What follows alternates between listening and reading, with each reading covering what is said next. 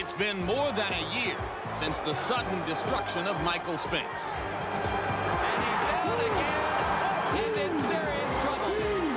A right hand right on the chin. And 5 months since a less scintillating knockout of Frank Bruno. And Bruno tries to punch back.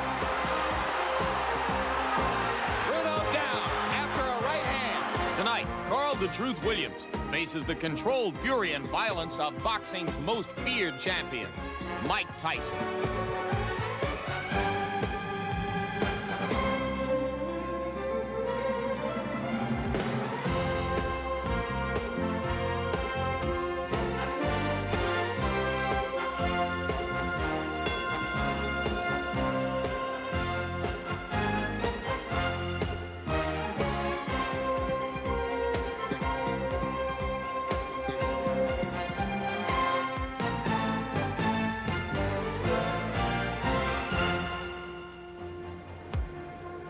It has taken just a little bit more than a year for the heavyweight champion of the world to return to this small city on the southern crest of New Jersey. We are live at the Convention Center in Atlantic City, New Jersey, as HBO Sports presents World Championship Boxing. Tonight, undisputed heavyweight champion Mike Tyson defends that title against the #1 ranked contender of the International Boxing Federation, Carl "The Truth" Williams. Fight is scheduled for 12 rounds. It was June 27, 1988, when Mike Tyson settled once and for all the question of who was the real heavyweight champion. In this arena, Tyson made short order of Michael Spinks in 91 seconds of calculated aggression. His personal life, in disarray then, is no less tumultuous now. His every move outside the ring is a topic of conversation on television talk shows, in magazines, in neighborhood bookstores, none of which has seemed to affect his ability here in the ring. Tonight, another test for the 23-year-old heavyweight fighting machine. And hello again, I'm Jim Lampley. We welcome you back to HBO's continuing chronicle of Mike Tyson's path through heavyweight boxing history. Many of his fights, including this one, now regarded by the public as competitive formalities. For more on that, our returning HBO boxing expert, back from his brief vacation and his dust up with Thomas Hearns, Sugar Ray Leonard. And Sugar Ray, Mike is to a certain degree a victim of his own success. He knocks out Frank Bruno in 5 rounds and is criticized by most in boxing for what was seen as a lackluster performance. Is there validity to the idea of criticizing Mike for what he did against Bruno? Well, I'll tell you one thing about it, Jim. It's just reality because of Mike Tyson's dominance of the heavyweight division. Whenever he steps into the ring, especially when he annihilated Michael Spinks in 1 round, if it goes past 2 or 3 rounds, people say, look, it's a lackluster performance. And with Bruno was a big heavyweight and gave him problems because of the height advantage. But I think that Mike Tyson, for the most part, fought a very impressive fight. So what's at stake now for Mike as he goes against another opponent who is regarded by most of having no chance whatsoever of staying with him? Well, a lot of times because it's a no-win situation, that has a tendency to affect one's fighter's performance. But I think Mike Tyson, with his intensity and tenacity, will do pretty well. But then again, we're fighting a taller guy. Mike Tyson is, in Carl Williams. Indeed, 6 feet 5 inches tall, 6 feet 4, a man with a 14-inch reach advantage and a highly competent jab. Nevertheless, an overwhelming underdog in the fight. For more on that, our HBO boxing analyst, Larry Merchant. Larry, the obvious question when a man is a 12, 15, 17-to-1 betting underdog, does Carl Williams have any realistic chance against Mike Tyson? Well, as the saying goes, slim and none, and in this case, I'm not even sure Slim came to town. Let's face it, the reason we watch Mike Tyson fights is not for sterling competition. It's for the sheer drama of Mike Tyson, his talent and his power, and perhaps out of some morbid curiosity or hope for the other guy. How will he handle himself in the storm? Will he be brave? Carl Williams says that he's going into the lion's den to take the meat out of the lion's mouth. He says he's going to cut open Tyson like a can of peaches. That takes care of the entree and of the dessert, but unfortunately for him, few opponents of Tyson ever get past the appetizer. Indeed, 36 times Tyson has fought, 32 times he's won by knockout, 21 of those within the first 2 rounds of the fight. He is, as always tonight, an overwhelming favorite to win. But the more Mike stays the same, the more the world around him changes. Now he enters the ring for the 2nd time with the 3rd distinct incarnation of his entourage, now called Team Tyson. 10 years ago in Catskill, New York, a trainer, and his 13-year-old fighter envisioned a future which would change boxing history. I don't know if it's born to be a champion, but I have that in mind, but I'm at least born to be a fighter. Several years later, the aging trainer selected a former pupil as his disciple. Along with a pair of co-managers, they formed a unit, the first Team Tyson. Following their successful formula, Mike Tyson obtained 3 heavyweight crowns, but he would eventually lose his 2 dearest friends. Trainer Cus D'Amato passed away in 1985. Manager Jim Jacobs died in 1988. In the following months, the team would grow, and when Tyson fought Michael Spinks, it was larger than ever before. Now in the picture were a wife, a mother-in-law, promoter, and advisor.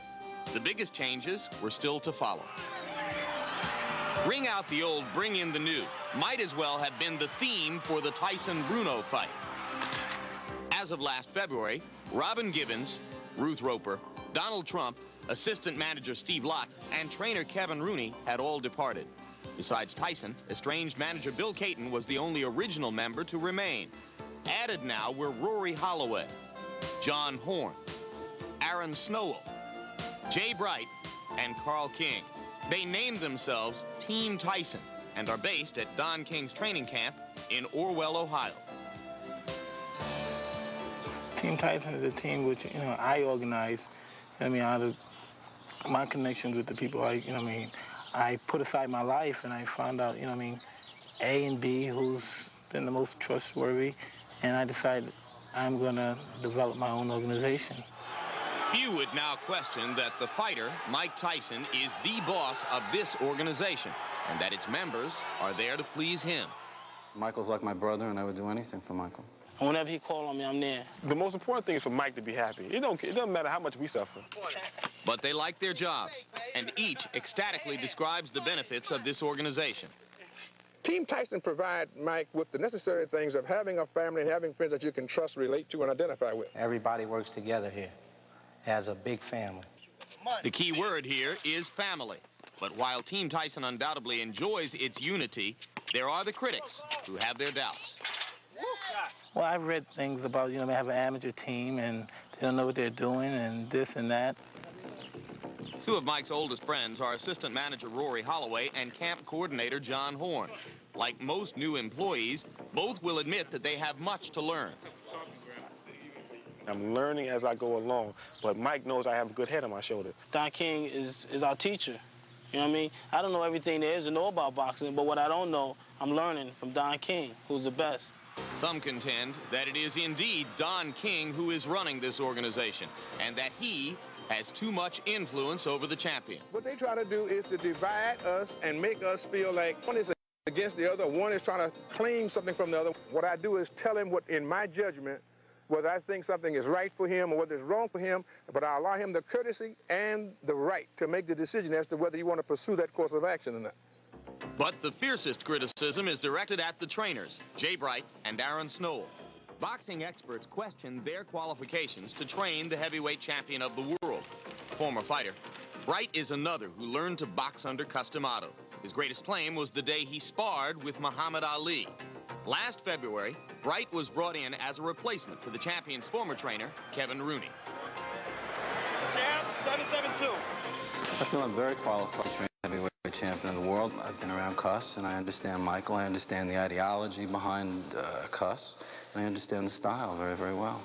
Aaron Snowell's credentials include having trained former heavyweight champion Tim Witherspoon and present junior middleweight champ Julian Jackson. He was loath to accept any blame for Tyson's lackluster performance against Frank Bruno. You have to understand that he was underneath a lot of stress and a lot of things were happening in his life. And for him to go in and do the job that he did, I think it's excellent. It's a compliment to Mike.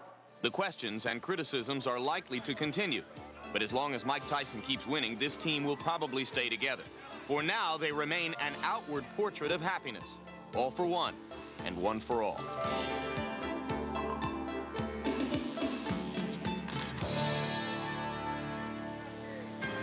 And now we bring you back live to the convention center in Atlantic City, where there were rumors of ticket-selling trouble, but almost all seats are now filled.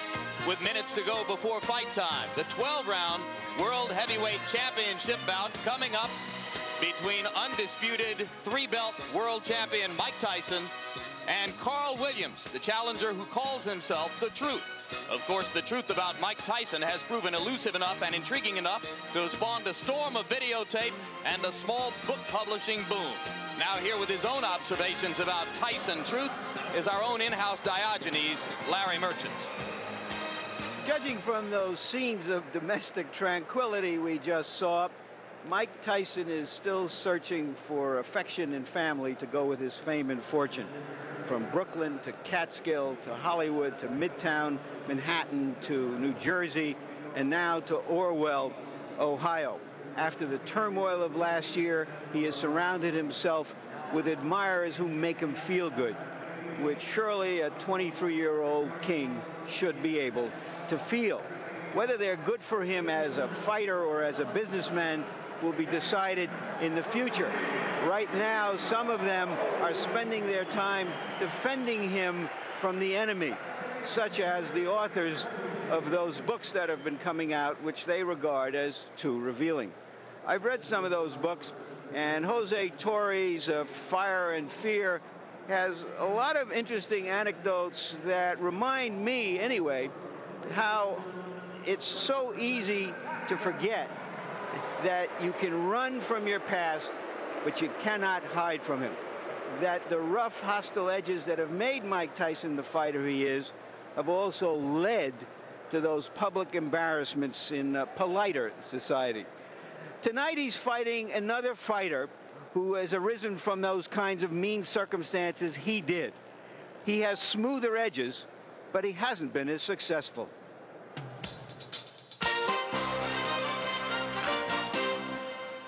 For most, the streets of South Jamaica, Queens are no place to grow up, let alone in which to develop into a championship athlete.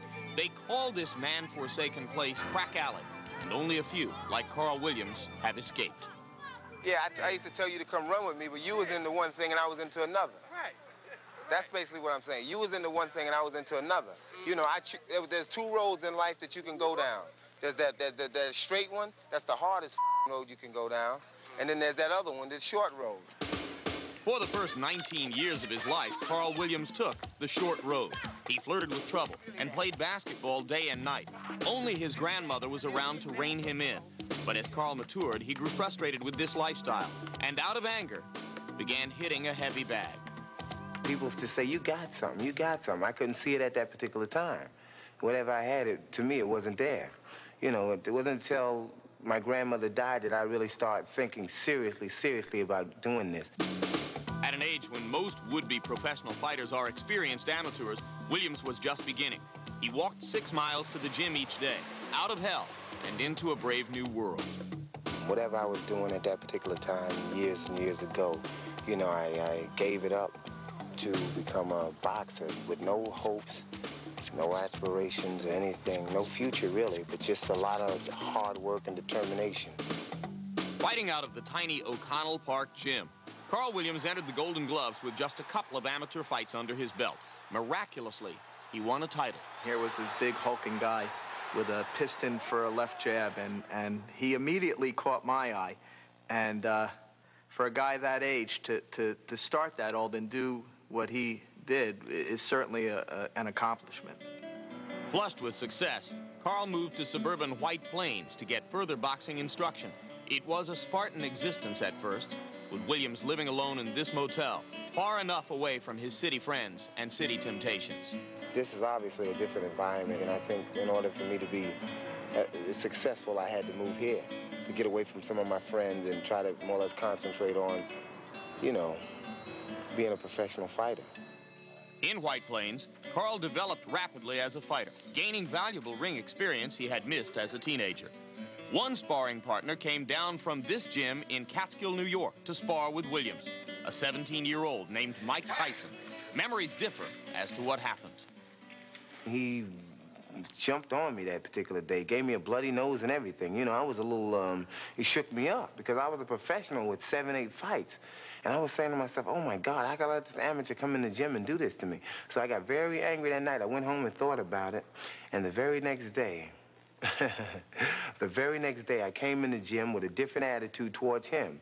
I went into the ring and I busted him up. Well, he sparred me when I was 14, 15 years old, and he couldn't kill me then. And now I'm 5 times, 10 times the fighter now. He hit Mike a good right hand one day, but he could never say he never had Mike hurt. I never had to yank Mike out. I never had to cut it short, and we never invited back. I think if they continued to bring him down here, Carl would have just totally destroyed the kid's confidence. Either way, Williams advanced onward, meeting Larry Holmes for the title after just 16 pro fights. After dazzling the champ with his style, Carl lost a hotly disputed decision, but left the ring with high hopes and a promising future. The path down, though, was just as sudden. After this devastating knockout at the hands of Mike Weaver, it took Carl Williams 16 months to climb back into the ring. Everybody loves a winner, but I was led to believe that the guys that were with me were a little better than the guys that I had heard about, but I guess I was wrong. For his comeback, Carl asked longtime lawyer Ira Leibovitz to become his manager. Then Williams squeaked by Trevor Berbick, which thrust him into his mandatory title shot tonight as the IBF's #1 contender. You can say the road Carl Williams has endured to reach Mike Tyson is a small miracle in life. From Carl's crack alley home to his boxing successes and failures, he has shown a tenacity with which few in his position have been blessed. This is definitely a vindication for me, and I will not be denied. Not tonight or any other night. It's been too hard a road for me. And now the long road to Mike Tyson reaches its end as Carl Williams enters the ring for his second heavyweight title challenge, the first of which came 4 years ago against Larry Holmes, a fight in which he gave a terrific account of himself. And what are those sparring sessions with Tyson? Well, there are videotapes of what took place 6 years ago, and we're going to show you some action from one session which took place August 1, 1983, at a time when Mike Tyson was a 17-year-old amateur, and Carl "The Truth" Williams was a 23-year-old professional with 11 bouts under his belt. In most of the videotape footage we've seen from those sparring sessions, Williams was able to control Tyson with his jab and occasionally landed right crosses, which seemed to bother the young amateur. But you also saw the beginnings of the peekaboo style that Tyson exhibited, with Cus D'Amato, the legendary trainer, always looking on from a close distance. It's a different Carl Williams tonight. It's, of course, a different Mike Tyson, whom he will be facing. And there is Carl Williams' record, 22 wins. The losses to Mike Weaver and Larry Holmes, 17 knockouts, as there is some punching power behind the best of Carl Williams' weapon, that straight, stiff, quick left jab.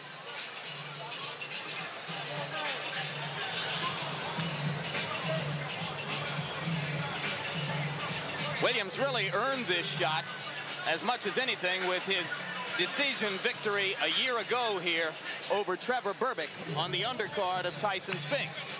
And that's one of the bouts that boxing critics used to downgrade his chances tonight. He did not look terrific against Berbick. I think we have to assume that he'll be the best he can be tonight if we can remember that he came up very big in his other big event. And maybe that means he'll give us more of a fight than we expect. We just have to assume that. He is in excellent condition. And there comes the champion, entering the ring for his 37th professional fight.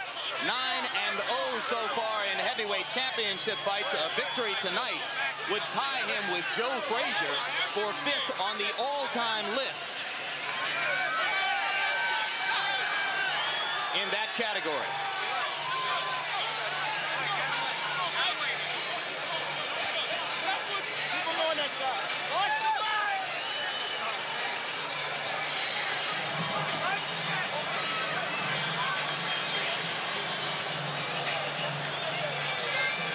Directly in front of Tyson was Aaron Snowell. He's now stepped ahead of a security guard. Jay Bright is the man just behind Tyson's shoulders now as he prepares to step up into the ring, whipping the ripped towel off over his head. Of course, the gladiator look remains intact. Black shoes, no socks, black trunks, Mike Tyson. You know, is a sign of the importance that boxing has to Mike Tyson, that no matter what goes on around him, he's ready to fight. As he has been 36 times with 32 knockouts so far.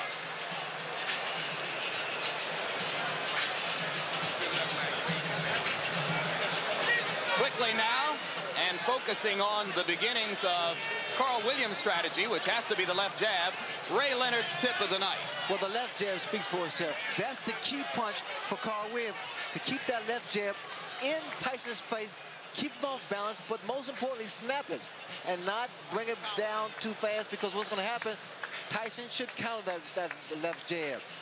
Now, once the fight becomes an inside fight, in fact, I believe that's going to be the case because Tyson's style is get inside, the right uppercut. That punch may accommodate Tyson's style, but in doing so, Williams better keep both hands up because Tyson throws an onslaught of punches each and every time, each and every opportunity. Now, Jim, this is my favorite combination. I call it the Tyson combo. It's a right hand to the liver section, then to the chin. And most of the times, if Tyson catches his opponents with this particular punch, it's over. Here we see him a good shot of it, right up to the chin. If Williams get against the corner or the ropes, look for this particular combination to take place. With taller opponents, Tyson has a tendency to lunge in because of the height and reach advantage. But here, he may find the same thing with the taller Williams. Tail of the tape, and you can see the big disparity in reach. Carl Williams with a 14-inch advantage there at 219.25 for Tyson and 218 for Williams. Both fighters appear to be in superb physical condition. Rules for the bout, combination, and before we look at rules, we'll look at the punch stat computations. Larry Merchant. And here is our statistical profile of the activity of the fighters, which show in the fights that we examined remarkable similarities in the number of punches thrown and landed per round by Tyson Williams. But of course, there are different kinds of punches. Tyson throws the heavier stuff. Williams throws a majority of jabs. And you see the 28 jabs per round Williams threw against Holmes. That is when he looked most effective. Rules for the fight, a combination of WBA and New Jersey rules. Most significant, the 3 knockdown rule. Rarely in effect for championship fights, is in effect tonight. It victimized Carl Williams in his fight against Mike Weaver. Now we go to the ring announcer, Michael Buffer, for pre-fight introduction. Ladies and gentlemen, good evening and welcome to Atlantic City's Convention Hall by way of Donald Trump's Trump Plaza Hotel and Casino on the boardwalk here in Atlantic City, New Jersey. Tonight, Don King Productions and the Trump Plaza present the World Heavyweight Championship. This bout is approved and sanctioned by the New Jersey State Athletic Control Board, Larry Hazard Sr., Commissioner, Deputy Commissioner Lawrence Wallace, and the Chairman is Jerry Gormley. The bout is governed by the rules and regulations of the World Boxing Association, represented by Dr. Elias Cordova and James J. Binns. It is also sanctioned by the International Boxing Federation, President Robert W. Lee, and the World Boxing Council, President Jose Suleiman. The 3 judges selected by the New Jersey State Athletic Control Board for this bout are Rocky Castellani, Chuck Giampa, and Richard F. Murray. Chief physician at ringside, Dr. Frank B. Doggett. Also in attendance, Dr. Eric Wormser and Dr. Charles Wilson. The timekeeper for the bout is Roosevelt Gilbert, and counting for the knockdown seconds, Steve Smoger. And now, before we get started, I would like to introduce the gentleman in the ring at this time, a man who's responsible for bringing over 20 championship bouts to Atlantic City over the last 2 years. In addition to being the world's most famous entrepreneur, he is a best-selling author and our host this evening, Mr. Donald Trump. And now, ladies and gentlemen, from the Trump Plaza Hotel and Casino in Atlantic City, New Jersey, let's get ready to rumble. 12 rounds of boxing for the undisputed heavyweight championship of the world. The referee for this bout is Randy Newman. Introducing first, fighting out of the blue corner, wearing the white trunks with red trim, he weighs an even 218 pounds from Absecon, New Jersey. His professional record, 22 victories against only 2 defeats, 17 knockouts to his credit, and 14 of those 17 KOs within 5 rounds or less. Ladies and gentlemen, the #1 heavyweight challenger in the world today, Carl "The Truth" Williams.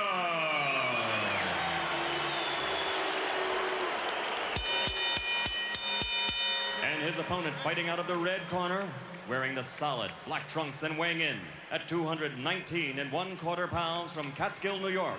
His professional record is unblemished with 36 consecutive victories, 32 knockouts, 28 KOs in 5 rounds or less, and 16 in the first round alone.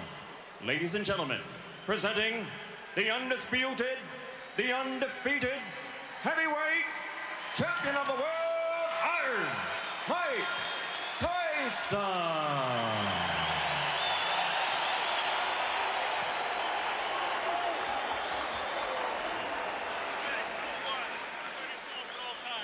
Number 2, obey my commands. I'll shake hands and come out of the bell. Keep in mind that Mike Williams has a tendency to get hit by left hooks. Carl Williams, excuse me. I can think of better tendencies that a fighter should have who's going out to face Mike Tyson. Indeed, Carl Williams has been floored 7 times in his career. Twice by James Quick Tillis, twice by Jesse Ferguson, 3 times by Mike Weaver, and in every instance, the decisive blow was a left hook.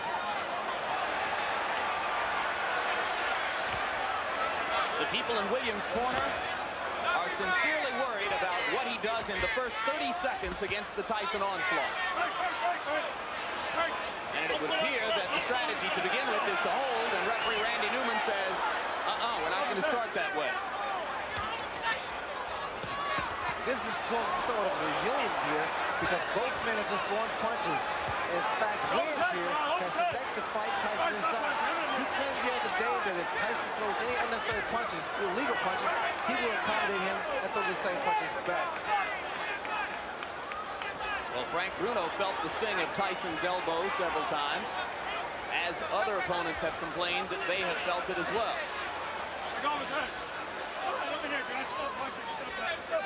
Because Williams' left jab is so strong, that should help him as long as he keeps that right hand up and watch Tyson's left hook, which is a powerful punch. That's it. Let him go.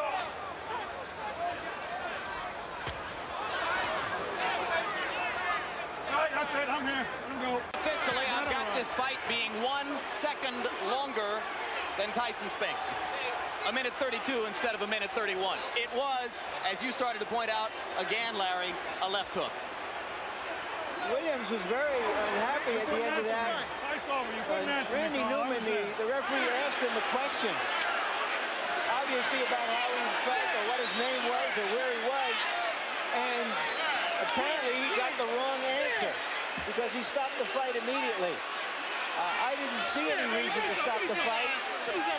And I'm curious to see what that answer was, and I'm going into the ring to see if I can find out. Good luck, Larry. 1:33, Larry. It was 2 seconds longer than the Spinks fight.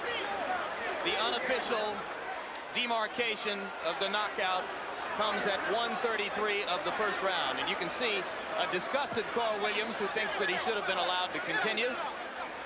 And Ray, I've got to agree with Larry. It was a fairly peremptory stoppage. Well, the way I judge it, because he appeared to be okay, but then again, the referee is closer to the pitcher than we are. What was that question likely to be? Like, where are you? What day is this? And here we see the left hook that put Williams down. Williams had dropped that right hand, and I had indicated earlier that the jab will be the key, but in throwing the left jab, he must also keep that right hand up and power. There's that left hook. And you saw Mike pivot upward with both feet planted and turn the hips into the punch. This is where the power comes from. The reason people fear Mike Tyson because he's one of the few, if not the only man, that can knock you out in the heavyweight division with one punch.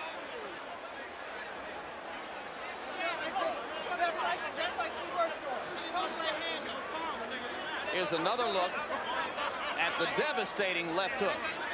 And what Tyson does here, he bobs and weaves, gets under that jab and counters with a beautiful left hook. Perfectly timed as Williams was dropping the right hand, just as you said he did after throwing the jab. Well, what happened for Williams is the fact that his left hand, his left jab rather, was working, and he felt very comfortable.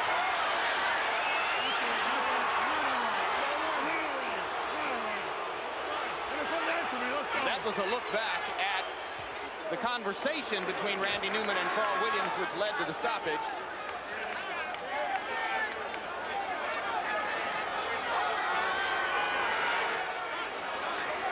Mike Tyson, as usual, awesome. I'm reminded of a night in the Meadowlands in New Jersey when a referee stopped a bout between Mike Rossman and Victor Galindez. After a similar conversation, Rossman, the victim of the knockout, he chased the ref across the ring yelling, "What was the right answer?" And now with a booing crowd behind the referee of the fight. Obviously, the people in and out of the ring are unhappy that the fight was stopped. Randy, why did you stop the fight? When he got up at 8, he was wobbly. He wasn't standing up. He was leaning against the ropes. I asked him a question, a very simple question. How do you feel? Not for the answer, but to see how he responded. His eyes were blank. His expression was blank. He had no answer. Is there any chance that he misunderstood what you wanted him to respond to? I don't think so. Let me tell you why. He's had a lot of professional fights and a lot of amateur fights. When a fighter is knocked down, and I had 38 fights, when a fighter is knocked down, the first thing he wants to prove when he gets up to the referee is that he's in good shape. Number one, he wasn't standing on his feet. He was leaning on the ropes. Number two, he couldn't answer me. And number three, his eyes were dead. Thank you very much, Randy. And now back to ringside. All right, thanks very much, Larry, and thank you for pointing out that the crowd is booing, as there were obviously a fair number within this congregation who did not feel that the bout should have been stopped quite so quickly.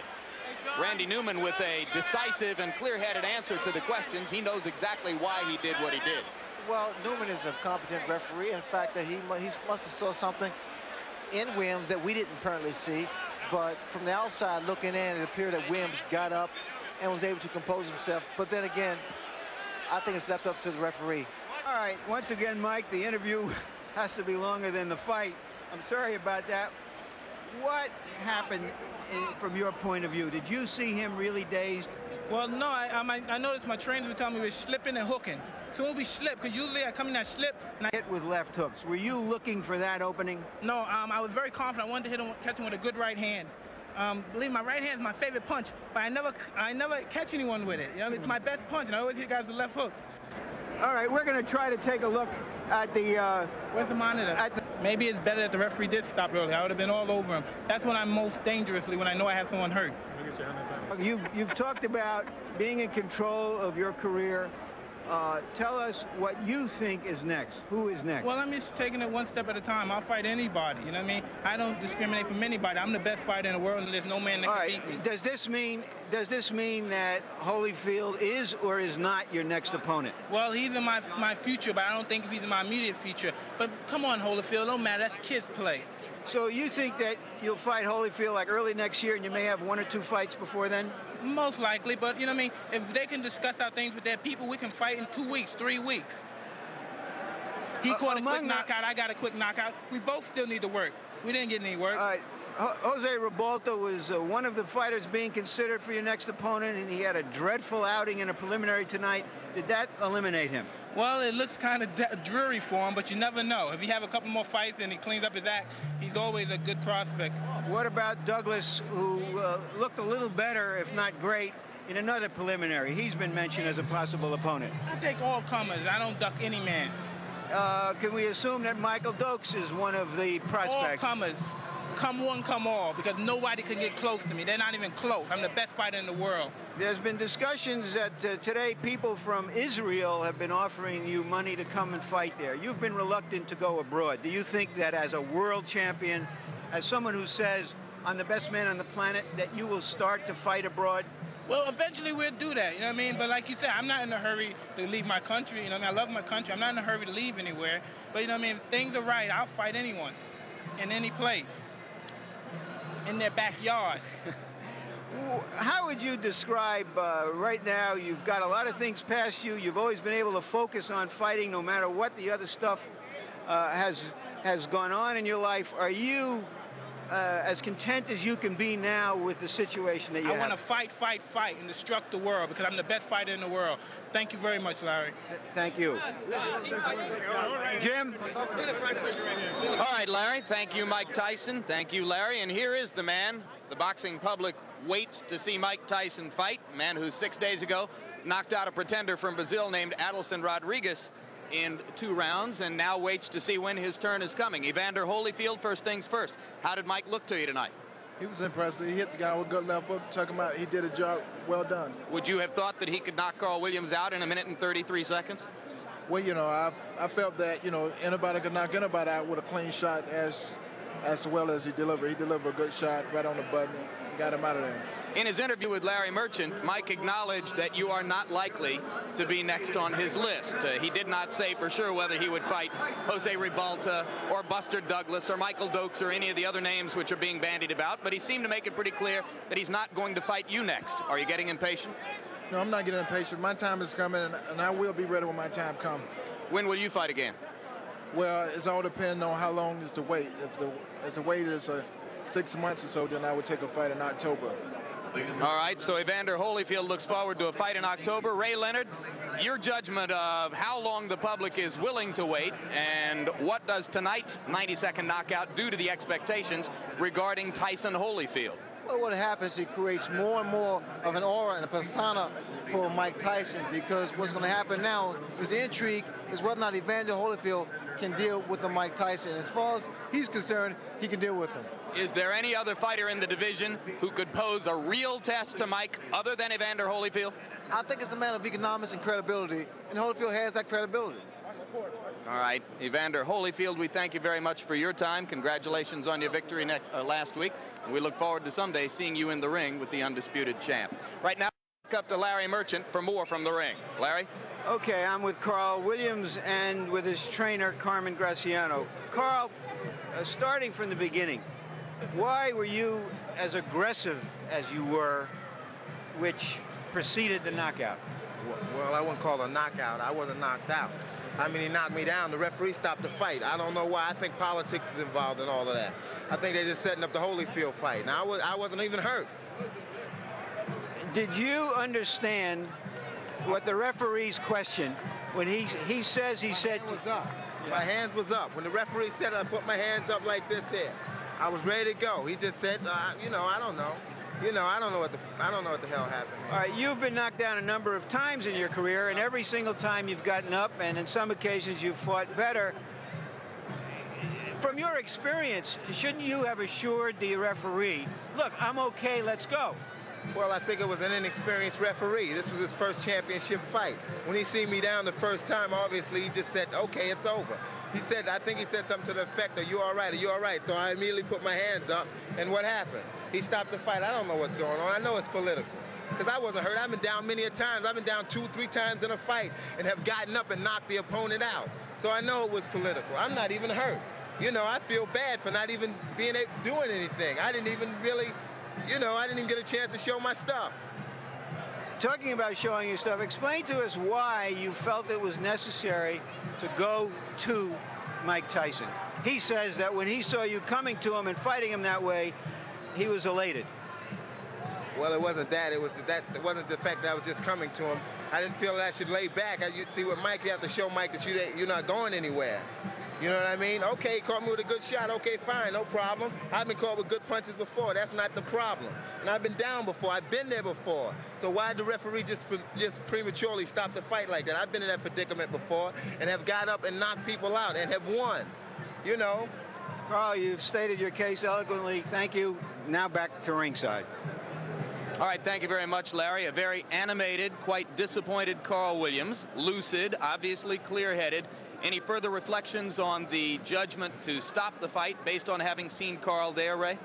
Well, again, now he seems to be pretty clear-headed, and he understood that he was knocked down. In fact, he made mention that he's been knocked down a number of times throughout his career. He was able to get up and actually knock his opponent out. And I think that's going to be debatable from here on out. And that's the reason we have referees. Should a referee keep in mind the history of the individual fighter? The fact that Carl Williams has gotten up from knockdowns to win as opposed to some other fighters who deteriorate after knockdowns? I think some history or some knowledge of the fighter should be known, because like Aaron Price get knocked down get back up and be incredibly impressive. So I think it's a matter of knowing the fighter. All right, Mike Tyson, regardless of what you think of the stoppage, continues to perfect the art of the 90-second knockout in Atlantic City. And right now we get ready, Ray, to look at the entire 93 seconds one more time. We said at the beginning of the bout that Williams was susceptible to the left hook. You pointed out that he elected to stand in close with Mike and punch during the first minute of the bout. Well, he did pretty well. As a matter of fact, he established the left jab, and he kept Mike Tyson at bay. If anything, he didn't allow Mike to get too many punches off in the first round. But what happened when he dropped that right hand, that's when it was all over. This was an energetic Williams as he attempted to get ready to use the jab to good effect.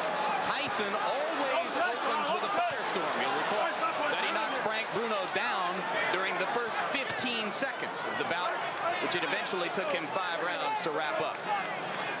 Referee Randy Newman was aggressive from the start, warning Williams early not to hold Tyson while hitting him. As you watch him drop his right hand. When Williams throws the left jab, he has the tendency to drop that right hand, which the left hook of Mike Tyson will accommodate that. And when you say drop the right hand, it's not a big drop. It's almost imperceptible, but it's very important in boxing technique. Well, it leaves you open for the left hook. And when you place a fighter with the power and the left hook of Mike Tyson, that right hand should be glued to your chin. And I'm sure take the left hook. And as you watch Carl Williams, he's in his days here, and he's working his way to get out.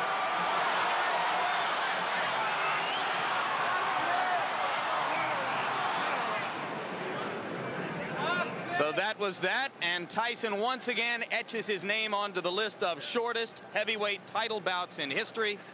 The 91-second knockout of Spinks was the 4th shortest in the history of the genre, and now the 93-second knockout of Williams becomes the 5th shortest heavyweight title bout of all time. So Mike now accounts for 40% of the shortest heavyweight title bouts of all time. And one more time, we are all together.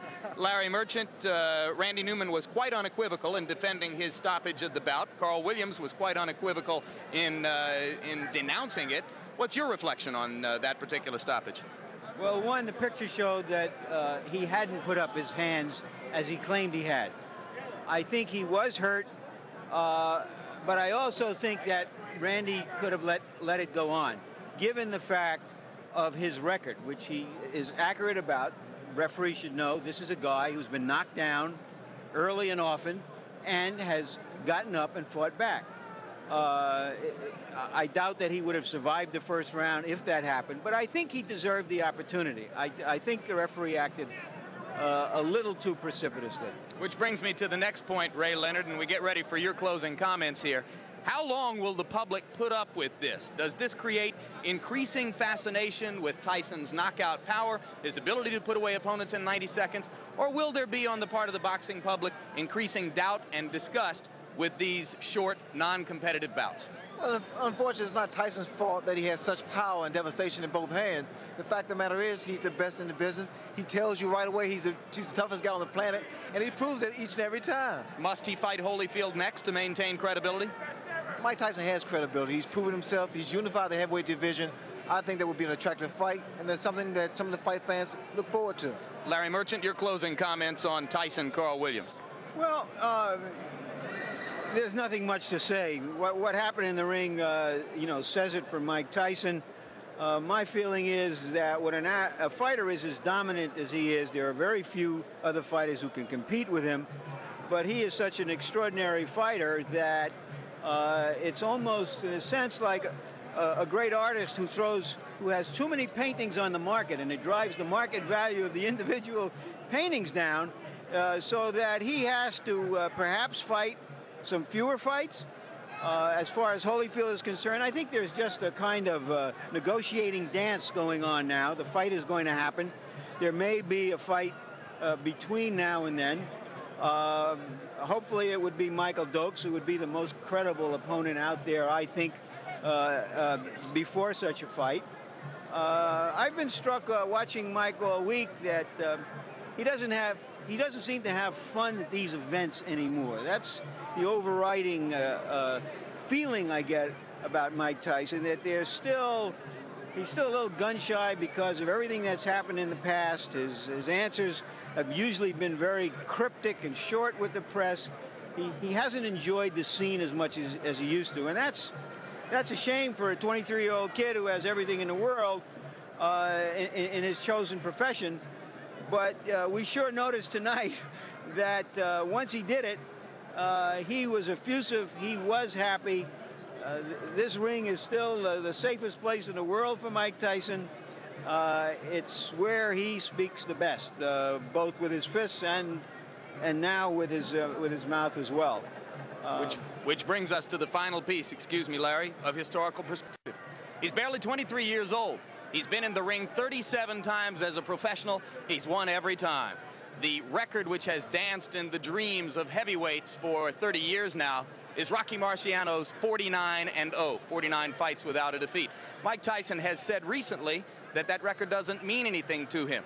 Clearly, though, if he continues to fight at the rate of every few months for the next few years and continues to win, that record will become increasingly important in the minds of boxing fans as they and we continue to chart Mike Tyson's path through heavyweight boxing history.